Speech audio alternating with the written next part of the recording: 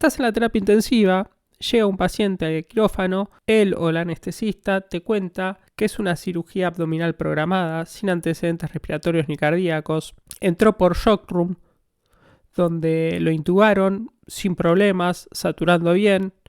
Lo llevan a quirófano, donde lo pasan de camilla, y en quirófano, aún poniendo la fracción inspirada de oxígeno al 100%, no superaba los 89 de saturación. Por eso no lo extubó. Todo lo demás estable. A la auscultación, silencio en campo pulmonar izquierdo. ¿Cuál es la causa de hipoxemia y por qué deberías saber qué es esa?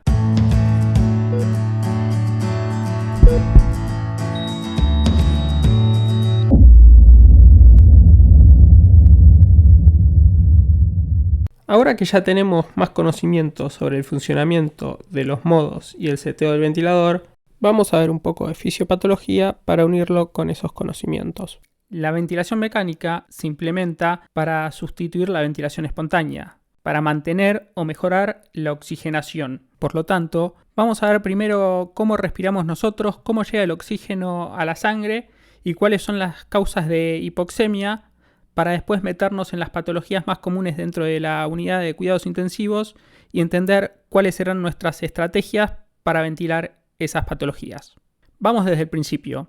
La presión de aire a nivel del mar es de 760 milímetros de mercurio y está compuesta por un 21% de oxígeno, un 78% de nitrógeno y 1% de otros gases. Eso nos daría una presión de oxígeno de 760 por 0.21, o sea, 159.6. Vamos a redondear en 160 milímetros de mercurio. Cuando el aire ingresa por nuestra nariz, se calienta y se humedece, generando una presión de agua en las vías respiratorias de 47 milímetros de mercurio.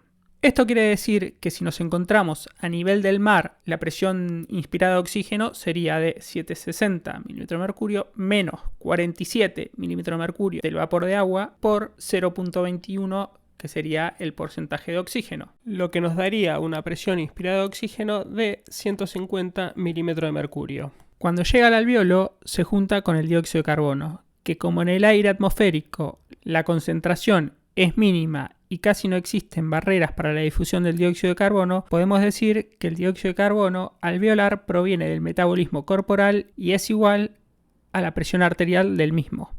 Por lo tanto, si la presión arterial de dióxido de carbono, que normalmente es 40, lo dividimos por la relación entre la producción de dióxido de carbono y el consumo de oxígeno, que normalmente es 0,8, y esto lo restamos a lo anterior, obtendremos la presión alveolar del oxígeno, que entonces sería 100 milímetros de mercurio.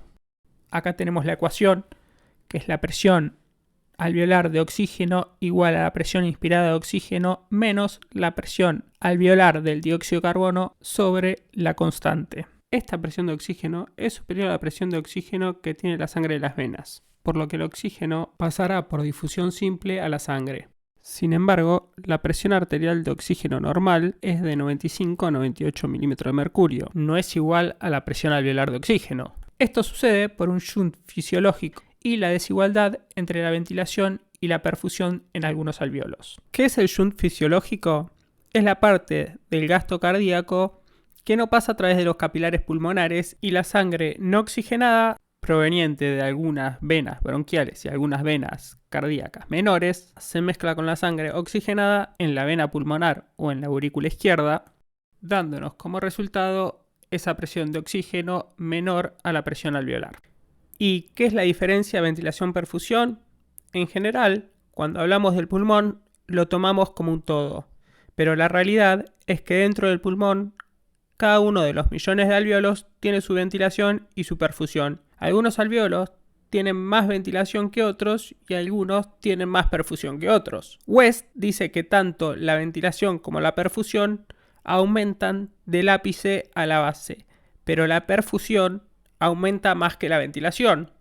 Por lo tanto, obtendremos un ápice con más ventilación que perfusión y en la base mayor perfusión que ventilación. Este mecanismo de intercambio gaseoso puede ser anormal básicamente por 5 motivos, en los cuales van a entrar todas las patologías: la disminución de la presión inspirada de oxígeno, la hipoventilación, la alteración de la difusión, la alteración de la ventilación-perfusión y el shunt intrapulmonar. Ahora iremos uno por uno. Primero hablaremos de la disminución de la presión inspirada de oxígeno. Dijimos que el porcentaje de oxígeno es del 21% en el aire ambiente y que la presión atmosférica es de 760 milímetros de mercurio a nivel del mar. Como la presión barométrica disminuye con la altitud, cuando la aumentamos, la presión inspirada de oxígeno disminuye, ya que el 21% de un número menor nos dará un número menor también. Por ejemplo, si vamos al Everest, la punta más alta, que tiene 8.800 metros de altura aproximadamente, y en donde la presión atmosférica es alrededor de 300 milímetros de mercurio, tendríamos una presión de oxígeno de 63 milímetros de mercurio y una presión inspirada de oxígeno de 53 milímetros de mercurio. ¿Qué pasa cuando el cuerpo sensa la baja de oxígeno? Va a comenzar a aumentar la frecuencia respiratoria para disminuir la del dióxido de carbono y así aumentar la presión alveolar de oxígeno. Esto depende del quimiorreceptor carotídeo y la capacidad de la bomba ventilatoria. La exposición crónica es contrarrestada por aumento de eritrocitos. Para tratar esta hipoxemia se indica oxígeno suplementario. La segunda causa de hipoxemia que vamos a ver es la hipoventilación, que es cuando la ventilación alveolar es anormalmente baja en relación a las necesidades. La PCO2 alveolar es determinada por la producción y excreción. Y esto está ligado a la ventilación alveolar, a la ventilación minuto de las unidades respiratorias que generan intercambio gaseoso, ya que, como sabemos, la eliminación depende de este sistema. Esto quiere decir que mientras mayor sea la ventilación alveolar, mayor será la eliminación de CO2. Por lo tanto, podemos decir que la ventilación alveolar es inversamente proporcional a la concentración de dióxido de carbono. O sea que si la ventilación aumenta, la presión de dióxido de carbono disminuye. Y si la ventilación alveolar disminuye, la presión de dióxido de carbono aumenta. Y acá vamos a resaltar algo. Estamos hablando de la ventilación alveolar, de las unidades respiratorias que generan intercambio gaseoso. Como sabemos, en el sistema respiratorio tenemos un espacio en el cual ingresa el aire que no genera intercambio gaseoso, que son las vías de conducción o el espacio muerto anatómico. Y luego tenemos la zona respiratoria, en donde se genera el intercambio gaseoso. Podemos decir que el volumen corriente está compuesto por el volumen del espacio muerto más el volumen alveolar, o que la ventilación alveolar es igual a la frecuencia respiratoria por el volumen corriente menos el volumen del espacio muerto. Esto quiere decir que puedo aumentar el volumen minuto y aún así no bajar la presión de dióxido de carbono, ya que ese volumen minuto puede estar yendo al espacio muerto, a la unidad que no genera intercambio gaseoso. Vamos a poner un ejemplo. Supongamos que tenemos una persona con 500 mililitros de volumen corriente y que su espacio muerto es de 150 mililitros. Y para hacerlo fácil, vamos a poner una frecuencia respiratoria de 10. Su volumen minuto sería la frecuencia respiratoria por el volumen corriente, o sea, volumen minuto igual a 10 por 500 igual a 5 litros. Su ventilación alveolar sería igual a la frecuencia respiratoria por el volumen corriente menos el volumen de espacio muerto, o sea, 10 por 350, 3.5 litros. Ahora, pongámosle que esa persona aumenta su frecuencia respiratoria a 20 y disminuye su volumen corriente a 300. Su espacio muerto seguiría siendo el mismo, 150 mililitros. Por lo tanto, el volumen minuto sería igual a la frecuencia respiratoria por el volumen corriente, o sea, 20 por 300, 6 litros. Y su ventilación alveolar sería igual a la frecuencia respiratoria, 20 por el volumen corriente, 300 menos 150, o sea, 3 litros.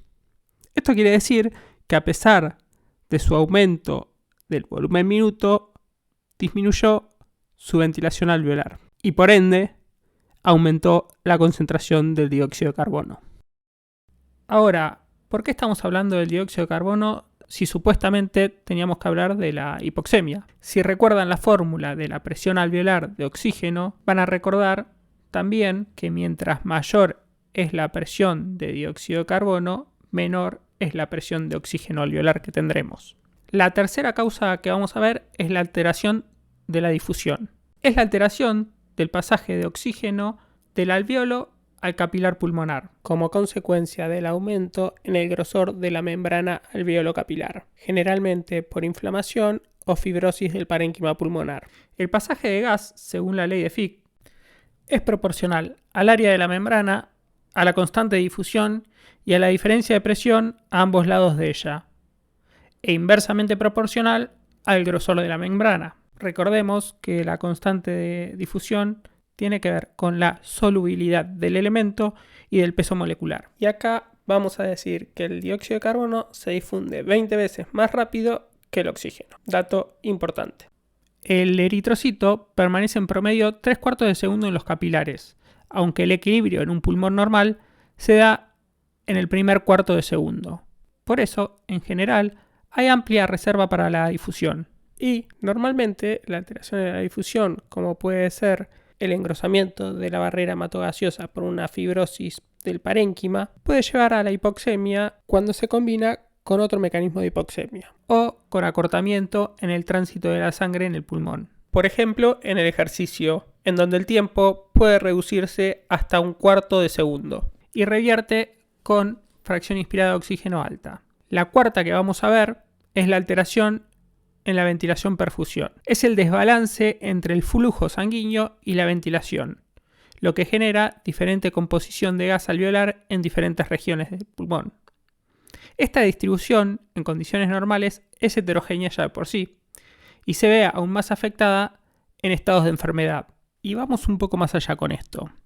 En un alveolo, con una relación BQ cercano al ideal de 1, que casi nunca se da de esta forma, pero en un rango entre 0,8 y 1,2 que serían adecuados, lo que tendríamos sería el alveolo con 100 milímetros de mercurio de oxígeno y 40 milímetros de mercurio de dióxido de carbono, como explicamos previamente.